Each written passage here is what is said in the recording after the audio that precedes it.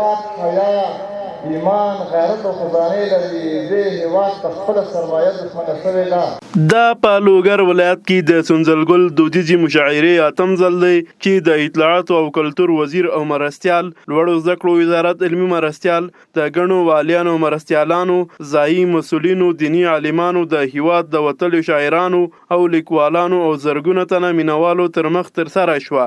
ورته وخت کې د اطلاعاتو او کلتور وزیر شاعران، لیکوالان او ترنم کوونکي د ټولنې سترګې او بلبلان یاد کړل او د تیر اشغال پر وړاندې له مجاهدینو سره یو ځای د شاعرانو جهادي هڅې د تاریخ نه هېرېدونکې شیبې وګڼلې.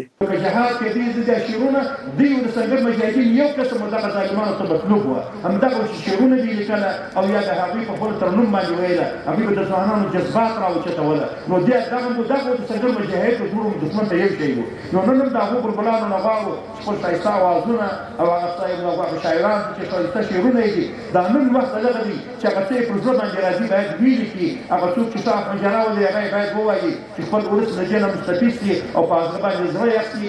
ستا د ښایست ګلونه ډېر دي، ستا د ښایست ګلونه ډېر دي، زولۍ مې څنګه زه به کوم ټولومه.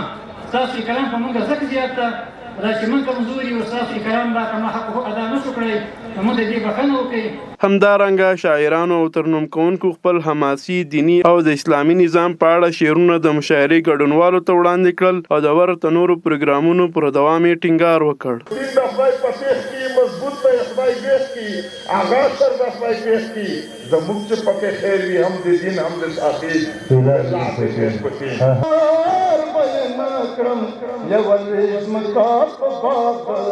شرم دې مې خرڅوي فکرې د مور دې وطن سارا یو کړي مولا سونا او زلونه د وطن په جوړه